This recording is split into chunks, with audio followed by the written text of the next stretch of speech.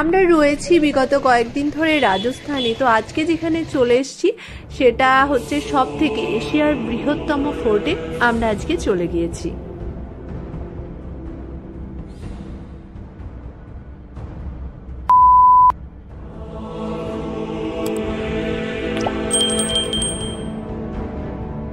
Good morning. Good morning বন্ধুরা, তোমাদের সকলকে আমার চ্যানেলে স্বাগত। আর আজকে আমরা উদয়পুরের লাস্ট দিন, তো আমাদের ব্রেকফাস্ট কমপ্লিট হয়ে গিয়েছে। আমরা রুম থেকে বেরিয়ে পড়লাম, গাড়ি চলে গেছে অলরেডি, পাশে যাবো। এরপর কোথায় যাচ্ছি সেটা দেখতে হবে।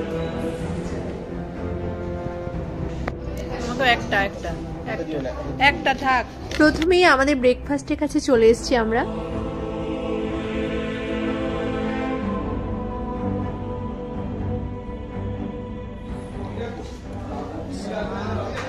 লুচি মুড়ি তরকারি কত কি খেয়েছে, তারপরে আবার চাটাকেও সুজির হালুয়া অবশ্যই। দুগ্ধ মিষ্টি তো চা কোনোদিন বাড়িতে খায় না, এখানে এসে খাচ্ছে। আমাদের গ্রুপ ট্যুর ছিল। আমাদের বাসে যারা ছিলেন অসম্ভব ভালো মানুষ ওনারা, ওনাদের সান্নিধ্যে আমরাও ভীষণ ভীষণ খুশি হয়েছি।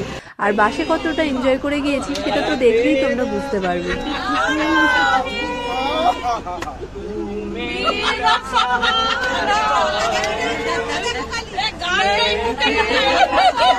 দারুণ আসছে।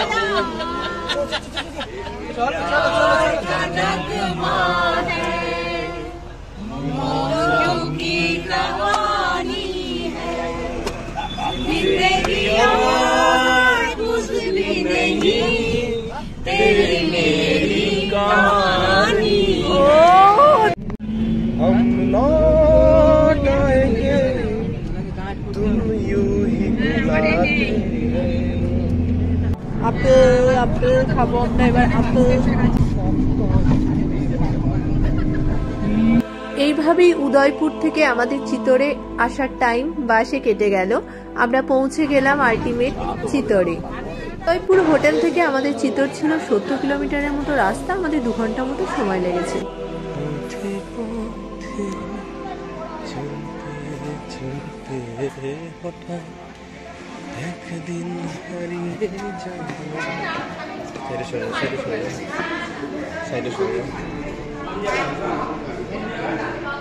আমাদের চিতোরের হোটেল, সবাই এখানে ডাইনিং স্পেসে বসে আছে।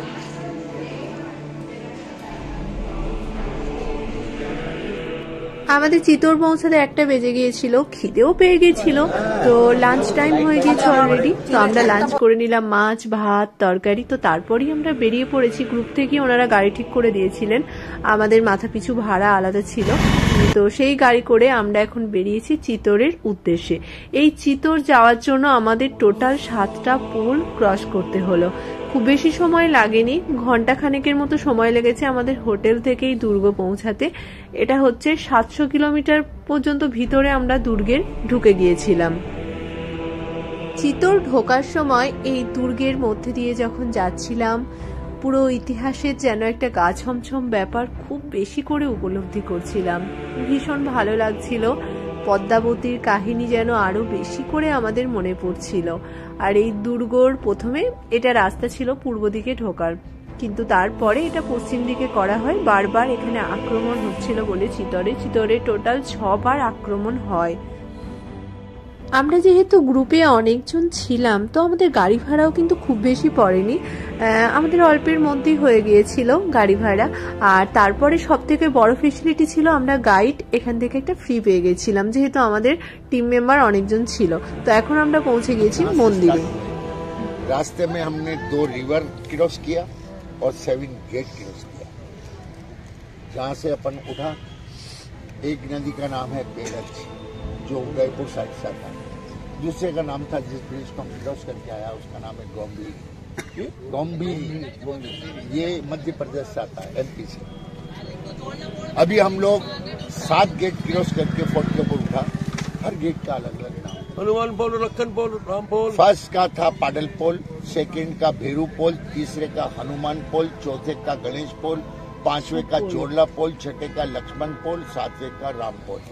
अब हम लोग 600 फीट सिटी लेवल से फोर्ट के भीतर में आ गया है। यहीं से हम लोग देखना स्टार्ट करें। आपको दो ठो मंदिर दिखता है, एक बड़ा एक छोटा, build by Maharana Kumbh. 14th century में महाराणा कुंभ ने इसको बिल्ड किया, इसलिए कुंभा ने महाराणा कुंभा ने इसको बिल्ड किया, इसलिए इसका नाम रखा कुंभ।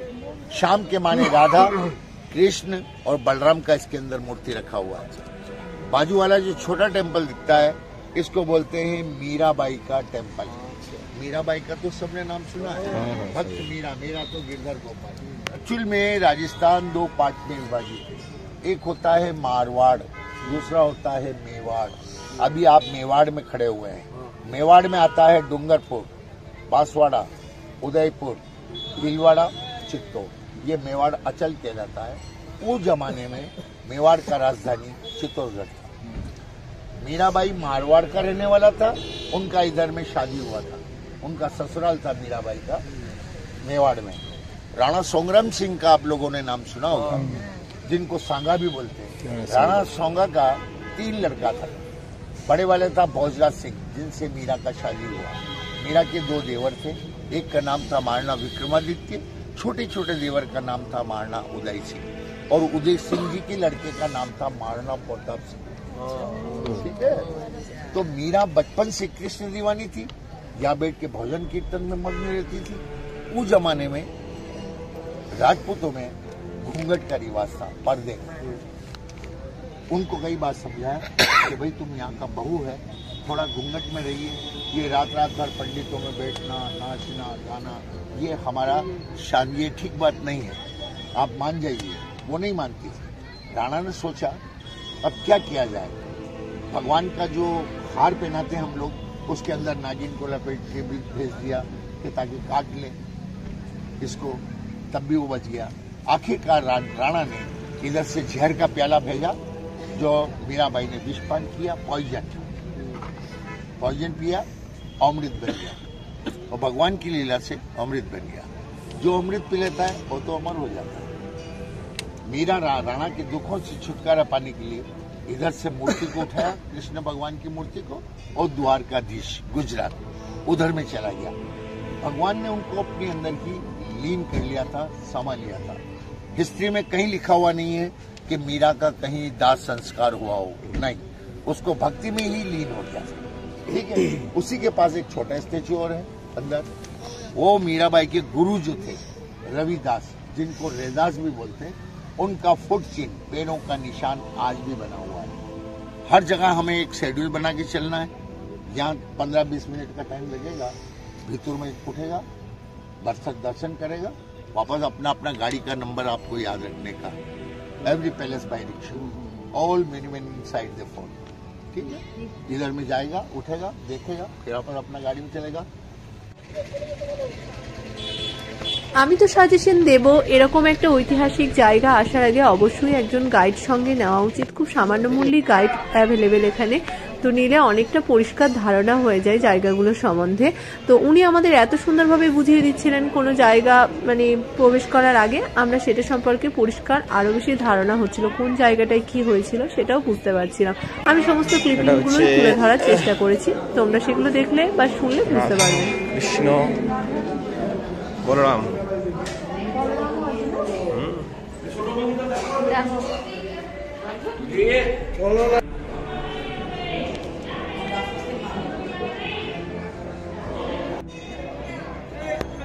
এটা হলো সেই ঐতিহাসিক মীরাবাই মন্দির। এখানে পরপর 3টে মন্দির ছিল, আমরা সব মন্দিরগুলোই দেখলাম।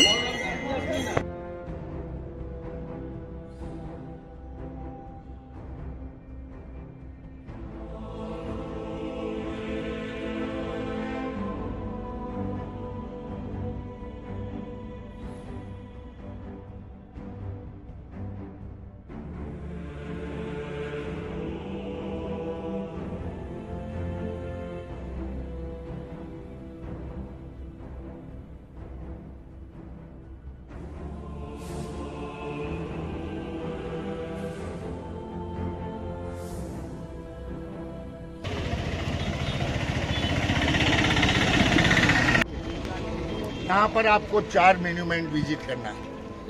ठीक है। एक सामने जो टावर दिख रहा है विक्ट्री टावर, ठीक है, बिल्ड बाई महाराणा कुंभ 1440 के अंदर सुल्तान महमूद खिलजी एंड अहमद शाह। मालवा और गुजरात को महाराणा कुंभ ने विक्ट्री किया, उस खुशी के अंदर ये टावर का निर्माण किया, इसलिए इसका नाम है विक्ट्री टावर। इसका हाइट है 122 फीट, 36 फीट नीचे से चौड़ाई है। ऊपर उठने के लिए 157 स्टेप्स बना हुआ है, ठीक है। अभी कोरोना टाइम से ऊपर उठ सकता था, लेकिन गवर्नमेंट ने इसको क्लोज कर दिया। उस जमाने का इसके अंदर 90 लाख रुपीज खर्च हुआ और इसको बिल्ड होने में 10 इयर्स का टाइम लगा, ठीक है, और 90 लाख रुपीज खर्च हुआ। इसी के नीचे एक फील्ड बना हुआ है जिसको बोलते हैं सतीदा और जौहर बूथा। सती एंड जौहर दोनों में झल के मरते हैं, लेकिन डिफरेंस होता है। उस जमाने में राजपूत लेडीज के लिए कंपलसरी था, जब हस्बैंड मर जाता था उसका जनाना अपना हस्बैंड का सर गोद में लेके फायर के अंदर जिंदा जलना पड़ता था, दिल माने या न माने। सतीदाह को राजा राममोहन राय ने विरोध किया, उसको बंद करवाया। एक होता है जौहर, जौहर में भी जल के मरते, लेकिन डिफरेंस होता है। उस जमाने में राजपूत लेडीज जब 100% राजपूतों को मालूम हो जाता था अब हमारा विक्ट्री नहीं हो सकता, दुश्मन हमसे ज्यादा ताकतवर है, हम लोग मारा जाएगा 101%। ऐसा पोजीशन में ऑल फोर्ट के अंदर आग जला दिया जाता है। राणा का रॉयल फैमिली यहाँ से स्टार्ट करता है चिता जला के, ओनली फॉर लेडीज, सुहागन का मेकअप करके बच्चों को गोद में लेके उसके अंदर जब मार जाता है, उसको बोलते हैं जौहर। यहाँ 3 अटैक और 2 जौहर फ्रेम हुआ है। सबसे पहला हमला हुआ है अलाउद्दीन खिलजी 1303, ठीक है। दूसरा हमला हुआ है 1536 में, गुजरात का जो बादशाह था बहादुर शाह, उसने अटैक किया। तीसरा अटैक हुआ है 1568 1568 में अकबर का। जब अकबर ने फोर्ट को जीत लिया तो महाराणा प्रताप के फादर का नाम था उदय सिंह, वो लोग इधर में प्लान कर गए और उदयपुर को कैपिटल बनाया और उन्होंने अपना ताकत को कलेक्ट करके हल्दी घाट उदयपुर के पास में, उसमें उनका युद्ध हुआ था, फेमस बैटल उधर हुआ था। उनका चेतक घोड़ा जो था वो भी उधर ही वीर गति को प्राप्त हुआ। तीसरा मॉन्यूमेंट जो हम लोग देखेंगे उसको बोलते हैं समीदेश्वर टेम्पल। भगवान शिव का त्रिमूर्ति है, जमीन से 9 फीट ऊंचा, ब्रह्मा विष्णु महेश, तीनों का समावेश आपको एक ही मूर्ति में देखने को मिलेगा। और चौथा मॉन्यूमेंट बना हुआ है गौमुखी गंगा। गौमुख यानी 50 सीढ़ी उतरना है और 50 सीढ़ी आपको चढ़ के आना होगा। पत्थर का गाय का मुंह बना हुआ है, नीचे शिवलिंग बना हुआ है। 24 आवर्स जल गिरता रहता है। वो जल आता किधर से आज तक किसी को पता नहीं, चलता रहता है। क्लाइमेट के साथ चेंज होता है। ठंडी का मौसम होगा, जैसा हम चांद करने के लिए गर्म पानी लेता है उस तरह से गर्म पानी आएगा, और गर्मी का मौसम होगा तो चिल्ड पानी आएगा, ऑटोमेटिक चेंज होगा। गॉड गिफ्ट है। उसी को बोलते हैं सास बहू का कुंड, उसी को बोलते हैं गौमुखी कुंड, और आजकल उसको बोलते हैं फिश कुंड। जो रोहू माछ जो होता है, आप छोला डालेगा उसमें बड़ा बड़ा रोहू माछ देखने को मिलेगा, ठीक है। माछ का तो देखने से तो बंगाली ज्यादा। ऐसा दंत कथा है दीदी कि जिस बहू में और सास में झगड़ा ज्यादा होता है उनको उधर में साथ में चांद कराने से तो उनका दोस्ती वापस हो जाता है। ऐसा भी दंत कथा है, ठीक है। আমাদের গাইড দাদা খুব সুন্দরভাবে ইতিহাসটা বলে দিলেন। আমরা দূর থেকে যেটা দেখতে পাচ্ছি এটা হচ্ছে বিজয় স্তম্ভ। হ্যাঁ, এই বিজয় স্তম্ভের পাশেই আছে সবথেকে ঐতিহাসিক মর্মান্তিক ঘটনা স্থান জহর কুম্ভ। আজ থেকে প্রায় 500 বছর আগে এই জহর কুম্ভের আগুন জ্বলে উঠেছিল। সেই আগুন কেন জ্বলে উঠেছিল সেটা তো আমরা সকলেই জানি। আত্মসম্মান রক্ষার্থে আমাদের রানী কি করেছিল, তার সঙ্গে আরো কয়েকশো রানী ছিল। হ্যাঁ, রানী কর্ণাবতী এখানে জহর কুম্ভের লেলিহান আগুনে ঝাঁপ দিয়েছিলেন, সঙ্গে আরো যে রানীরা দিয়েছিলেন তাদের আত্মসম্মান রক্ষার্থে। সত্যি এই ইতিহাস যেন আমাদের আরো আরো প্রাণ ছুঁয়ে যায়। এই ইতিহাসের সান্নিধ্যেই আসা এত দূর চিতোর।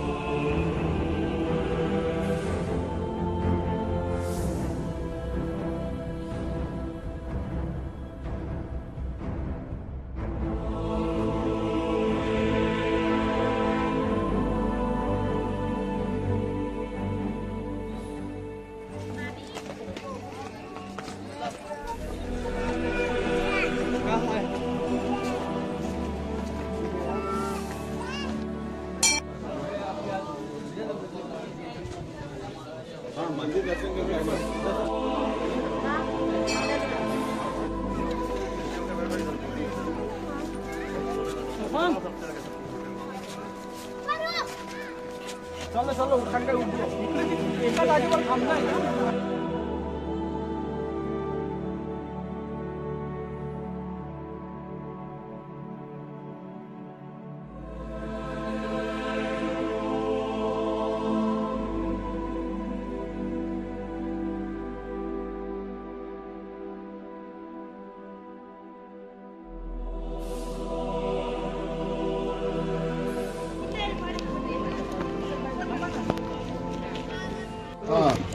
ये बहुत इम्पोर्टेंट जगह है, इसी के लिए आदमी पूरा हिंदुस्तान क्या वर्ल्ड से आता देखने के लिए। अच्छा, पद्मनी वाड़ी, ये जल महल है पद्मनी का।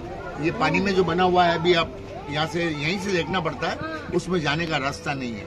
गवर्नमेंट ने, मैं भी नहीं गया आज तक, 43 ईयर्स में मैं भी नहीं देखने गया अंदर क्या है, बस ऐसा ही दूर से देखना पड़ता है। महारानी पद्मनी जो थी, यहाँ के जो राजा थे, उनका नाम था राणा रतन सिंह। पद्मनी के हस्बैंड का नाम। ऐसा बताया जाता है कि महारानी पद्मनी इतना ब्यूटी, इतना भालो था कि जब जल खाता था तो जल उसके गले से जाता हुआ दिखता था।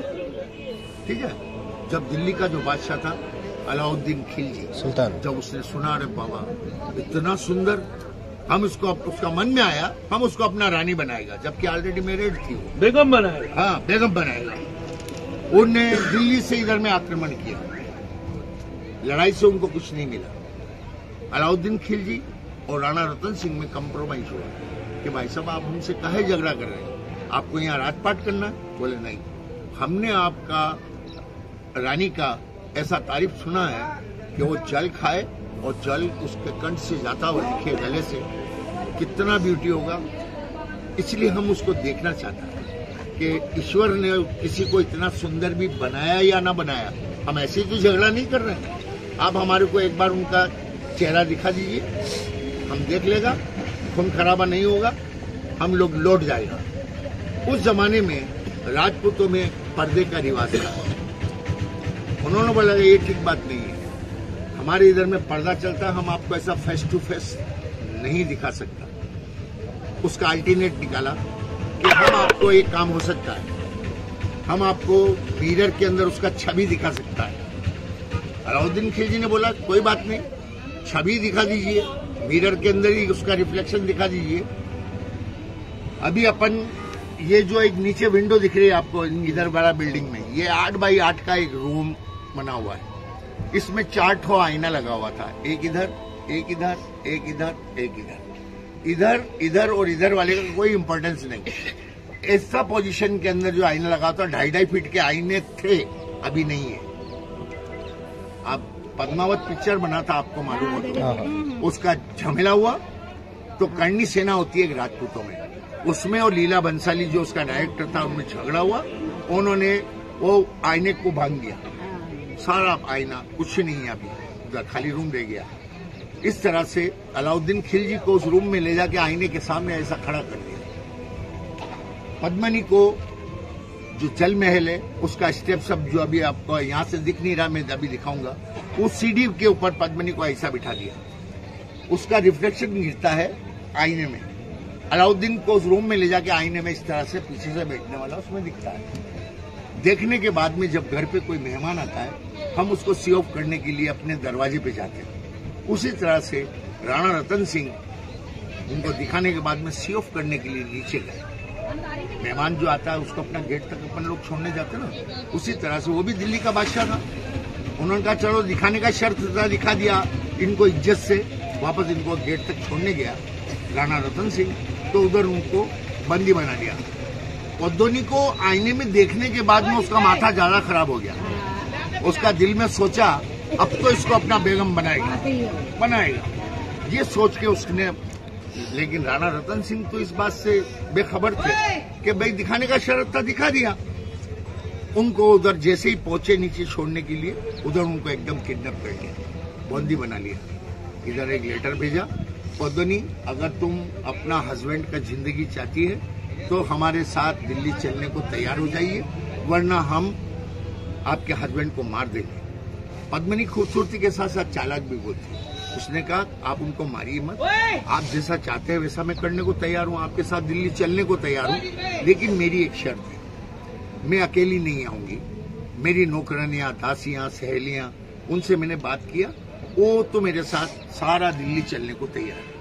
उनके लिए 700 पालकी इट मीन्स डोली, 700 पालकी का 700 पालकी का इंतजाम करके ऊपर लीजिए, हम उसमें बैठ के नीचे को आएगा, फिर दिल्ली चलेगा।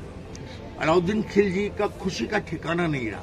उसने बोला मांगा 1 मिला 700, और क्या चाहिए। तो उन्होंने 700 पालकी ऊपर भेज दिया। एक पालकी को 4 कहर होते हैं उठाने वाले, 2 आगे 2 पीछे। 700 पालकी को 2800 सोल्जर उठाने वाला हो गया, जिसमें पद्मिनी को बैठना था, पद्दोनी नहीं बैठी। उसके अंदर गोरा और बादल को जनाना कपड़ा पिना के, घूंघट शूंघट निकाल के, मेकअप वेकअप करके बिठा दिया। गोरा उनकी सेना का चीफ कमांडर था और बादल पद्मिनी का चचेरा भाई था, उसका फेस भी मिलता हुआ था पद्मिनी से। इस तरह से वो पालकी उठा के 2800 सोल्जर से के हो गए, वो पालकियों को उठा के नीचे को गए। उधर जाके अलाउद्दीन खिलजी को खबर भेजा कि हमारा पालकी आ गया है, लेकिन मेरी आखिरी तमन्ना पूरा कर दीजिए, दिल्ली जाने से पहले मेरे हस्बैंड से आखिरी बार 5 मिनट के लिए बाय बाय कर लेते, फिर चलना है दिल्ली। अलाउद्दीन खिलजी इस झांसे में आ गया। उसने राणा रतन सिंह को आजाद कर दिया कि जाइए अपना जनाना से आखिरी बार अपना रानी से मिल लीजिए, फिर हम लोग इधर से दिल्ली के लिए उठेगा। अंदर जाके देखा तो उसमें गोरा और बादल बैठे हुए थे। राणा सारी स्कीम को फौरन समझ गए और वो जो 2800 सोल्जर जो यहीं का पालकी उठाने वाला था, उन्होंने अपना ढाल तलवार का जमाना था, ढाल तलवार लड़ाई का सामान निकाला और उधर में बैटल चालू कर दिया। अचानक हमले से अलाउद्दीन खिलजी घबरा गया।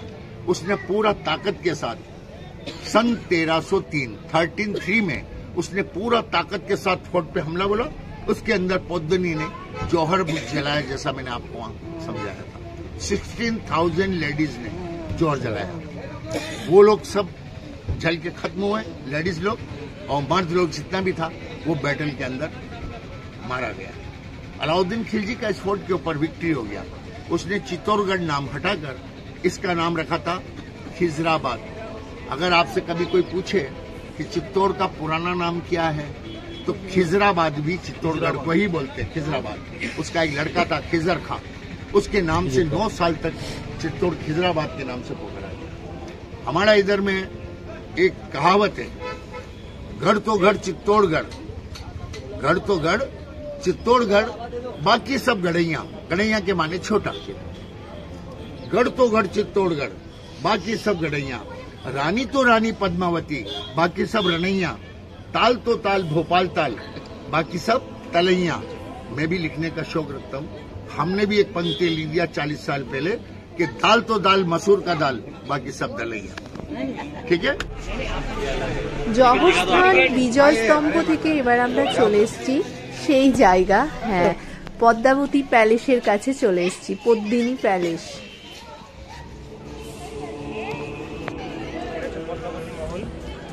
মূল জায়গায় আমরা যেতে পারবো না, সেটা সম্পূর্ণ ওয়াটার লকড। তো যেটুকু আশেপাশে যেটুকু বিল্ডিং এর পোর্শন রয়েছে সেখানে আমরা যাচ্ছি। এটা একটা বাগান, এই মহলের সাথে অ্যাটাচড, রানীর বাগান। তো সেটা যতটুকু আছে যেমন আছে সেটা একটু দেখে নিতে চাইছি। আমরা ভিতরের দিকে যাচ্ছি, আমাদের আলোচনা পিছনে আছে।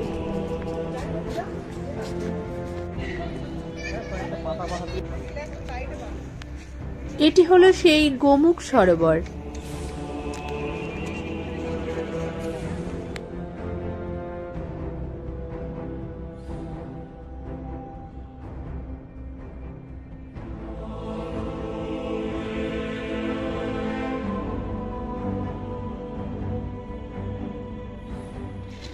হচ্ছে রানী পদ্মিনীর মহল।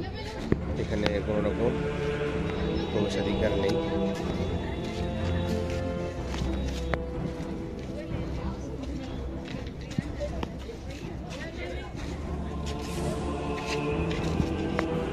গাইড দাদারা বলেন এই ঘরে আয়নায় নাকি প্রতিচ্ছবি দেখানো হয়েছিল আলাউদ্দিন খলজিকে রানী পদ্মাবতীর।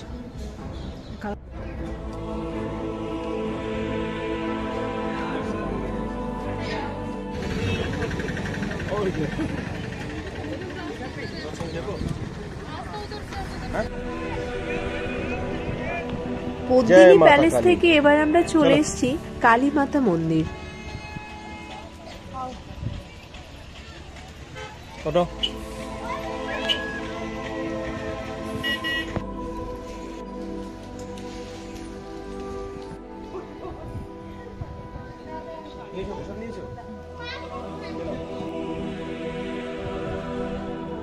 अभी अपन जहाँ से स्टार्ट हुए थे 7 गेट था, वो फोर्ट का बैक साइड है। क्या है? बैक साइड है। बैक साइड, फ्रंट साइड ये है। मुख्य द्वार सूरज टोल गेट इसका नाम। पूरब दिशा इधर है। हाँ, उस जमाने में लड़ाइयों का जो तरीका था, जब दुश्मन तो नीचे है, उस जमाने में 2.5 लाख का आबादी फोर्ट के भीतर में था। कितना? 2.5 लाख। तो मुंह से मांगिए, नहीं देता है तो लड़ाई कर लीजिए, जो जीतेगा वही सिकंदर। वो अपना भी फौज, हाथी, घोड़ा लेके इस रास्ते से बैटल फील्ड में, वहां से इधर जहां तक आप देख सकते हैं, इधर में जहां तक आपका नजर जाता है, ये पूरा बैटल फील्ड है। हाँ, लेवल दोनों पार्टी आमने सामने खड़ा हुआ। इधर से सूरज निकला, बैटल चालू। सूर्यास्त हुआ, बैटल बंद, जैसा महाभारत में होता था। वो सूर्य वंचित, ठीक है। तो ये मुख्य द्वार कहलाता है। इसलिए ये गेट आज भी अंधेरा होने के बाद में गेट बंद हो जाएगा। चालू है गेट, हाँ, बंद हो जाएगा। इसके बाद में हम लोग अभी एक दर्शन करने चलेंगे, उसको बोलते हैं कीर्ति स्तंभ। हमने जो देखा था वो था विक्ट्री टावर, ये है टावर ऑफ फेम, कीर्ति स्तंभ। वो बना है 14th सेंचुरी में, और अभी जो मैं दिखाने ले जा रहा हूँ वो बना है 12th सेंचुरी, यानी 200 साल का डिफरेंस है। जैन समाज जो होता है उसमें 2 ग्रुप होते हैं, श्वेतंबर और दिगंबर। श्वेतंबर कपड़ा पहनते हैं, दिगंबर पहनते हैं। उन आप कहेंगे कि खान भाई यहाँ कोई राजा जैनी हुआ है? राजा तो जैनी नहीं हुए, लेकिन उनका मंत्री, सलाहकार वो अक्सर जैनियों को रखते थे। राजपूत और मुसलमान गोश्त खाने वाला जो है ना, उसका दिमाग थोड़ा कम काम करता है। बस वो एक ही बात जानता, खून खराबा है ना, लिखत पढ़त में बहुत कमजोर होता है। तो वो अक्सर जैनियों को रखा करते थे। तो एक जैनी थे, उनका नाम था जीजे। वो जब यात्रा पर गए, उस जमाने में यात्रा बहुत टिपिकल थी, पैदल जाना पड़ता था, रास्ता बना के, ठीक है। तो जो लौट के आता था वो मेरी लक्की में, घर वालों को आखिरी बाई बाई, अगर यात्रा पे जा रहा तो आ गया, नहीं तो नहीं आएगा, ठीक है। वो जब लौट के आए तो राजा बहुत खुश हुए। उन्होंने कहा, मांगिए, आप क्या मांगना चाहते हैं? कि मैं अपने समाज की एक ऐसी प्रतिमा बनाना चाहता हूँ जिसे आने वाली सदियां याद करती रहे। जनता के डोनेशन से, राजा के डोनेशन को मिला के कीर्ति स्तंभ का निर्माण किया गया। इसके बाद में हम वहाँ चलेंगे, ठीक है। उसके बाद में एक केनू काटा, लास्ट में हमारा यहाँ पर 3 चीज मशहूर है। खाने में सीताफल, कस्टर्ड एप्पल, समझ गया। वो ठंडी के मौसम में दीपावली के आसपास आता है, अभी मौसम गया। एक होता है ये जो लेडीज लोग जो साड़ी पहनता है, खूब भालो बनता है। और एक बनता है लेप रजाई, पेन किलर रजाई, जिसका कमर घुटना दुखता है। ये जितना भी आपको यहाँ जड़ी बूटी जो दिखता है, आदिवासी लोग वहाँ से लाता है, उसको पीस के उसके अंदर मिलाया जाता है, ताकि उसके लेप से उसका एग्जाम करता है रक्त, ठीक है। मिलता सब जगह है, ठीक है। हमको भी लालच है, हम कोई पारस पत्थर नहीं है, हमको भी मिलेगा। क्या मिलेगा? दीपावली टू दीपावली। एक आप ले या ना ले, उससे कोई मतलब नहीं है, लेकिन हमारा गाड़ी एंट्री होता है कि ये गाड़ी इतनी बार यहाँ टाइम वेस्ट किया, तो दीपावली पे हमारे को गिफ्ट कर देते। पैसा नहीं मिलता, देता है। जो जितनी बार जाएगा उसको बड़ा गिफ्ट है और मिठाई का डब्बा मिलता है, ठीक है। दूसरा चीज, राजस्थान में आप कहीं पे भी चले जाए, हर जगह आपको कोई कोई चीज वहाँ का फेमस मिलता है, हर जगह। लेकिन चित्तौड़गढ़ टूरिस्ट सेंटर सबसे बड़ा है, मेरी बात को नोट कर लीजिएगा। टूरिस्ट सेंटर ये वर्ल्ड का सबसे बड़ा है, लेकिन यहाँ का पॉपुलेशन कितना है? 1,20,000 बस, इससे ज्यादा नहीं है। जमीन का वैल्यूएशन नहीं है। बड़ा दुकान लेगा, इतना बड़ा दुकान कैलकाटा में लेगा तो पगड़ी देना होगा 10-20 लाख रुपया उसको। हमारे इधर में 8-10 हजार में किराए से मिल जाएगा। तो इन्वेस्टमेंट जितना होगा दीदी, 1 किलो में से ही निकलता है। जितना इन्वेस्टमेंट होगा उतना ही उस पर खर्चा बढ़ेगा। बड़े शोरूम में जाओगे वो चीज। আমরা এখানে আসার পর দেখলাম অনেকেই এখানে ঘোড়ার পিঠে উঠছে। তো আমাদের হাতে খুব বেশি সময় ছিল না, তো তন্ময় উঠে পড়েছে ঘোড়ার পিঠের উপর। ওকে বেশ রাজপুত রাজপুত দেখতে লাগছিল, ওর টুপির সাথে সঙ্গে বন্দুক, পুরো মনে হচ্ছে খুব মানে সুন্দর লাগছিল দেখতে। তো এটা করা হয়ে গেল, তারপর আমরা এবার এখান থেকে বেরিয়ে পড়লাম কীর্তিস্তম্ভ দেখার পরে।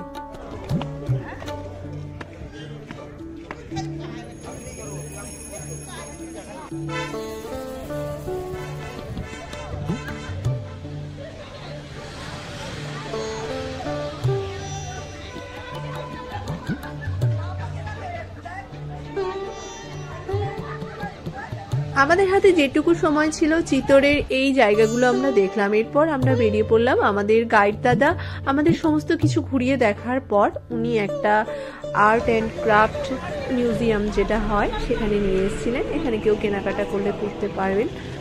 মোটামুটি দাম ছিল, অনেকে কেনাকাটা করলেন এখান থেকে।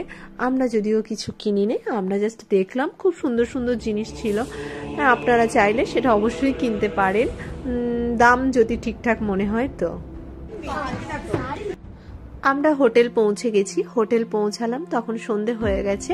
তো এই হোটেলের মধ্যে রুমের মধ্যে কোনো রকম খাবার দেওয়া অ্যালাউ ছিল না। তো আমাদের সন্ধ্যা স্ন্যাক্স এখানে বাইরে বসেই খেতে হলো। জায়গাটা খুব সুন্দর ছিল বসার, তো আমরা এখানেই বসে পড়েছিলাম। আর এখানে বসেই আমরা চা আর সঙ্গে ছিল আমাদের পকোড়া, সেটা আমরা খেয়ে নিয়েছি। রাজস্থানে এলে চিতোর একদম মিস করা উচিত না, কারণ চিতোরই রয়েছে অসম্ভব সুন্দর ইতিহাসের কাহিনী। চিতোরের আনাচে কানাচে ছড়িয়ে রয়েছে। আর চিতোর আমাদের যদিও প্রথমে যোগ ছিল না আমাদের ট্যুরে, তারপরে আমাদের চিতোর অ্যাড হয়। আর আমরা চিতোরে যে হোটেলে ছিলাম, খুব সুন্দর হোটেল এটা। আর এখানে প্রচুর হোটেল রয়েছে, যারা অনলাইনে বুক করতে চাও দেখলে বুঝতে পারবে। থেকে 1 কিলোমিটার দূরে এখানে একটা সুপার মার্কেট আছে, এখানে আমরা এসেছি। তো তার আগে আমরা কিছু জিনিস কিনেছি, ফল টল কিনেছি, খেজুর কিনেছি। তো এখন আমরা এই সুপার মার্কেটে যাবো। এই রোডটা ক্রস করবো, আনন্দ সুপার মার্কেট, মিষ্টির দোকান, মহাদেব মিষ্টান্ন ভান্ডার, দেখি কি আছে। তো একটু ঘোরাঘুরি করলাম, একটু রেস্ট নিয়ে এবার আমাদের রাতের ডিনার। এই যে শাহী পনির, আর ছিল এখানে সিম্পল পোলাও। আমি যদিও রুটি খেয়েছি। যাই হোক, চিতোরের কাহিনী তোমাদের কেমন লাগলো সেটা অবশ্যই জানিও। তোমাদের কোনো প্রশ্ন থাকলে সেটা কমেন্ট বক্সে করতে পারো। আর তোমাদের যদি কোনো উপকারে আসে অবশ্যই খুশি হব। সঙ্গে একটা সোনপাপড়ি ছিল। ওকে, টাটা।